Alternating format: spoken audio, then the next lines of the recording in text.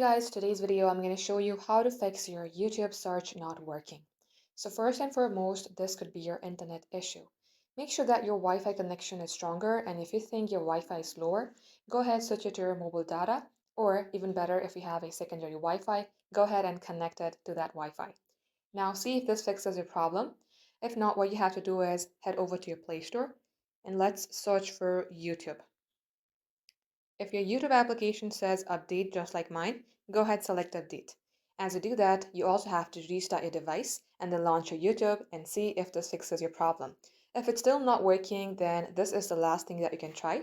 Long tap onto YouTube and then tap on this I button. As you do that, you will get landed onto this settings page on your device. Now scroll below, go for storage and clear the cache.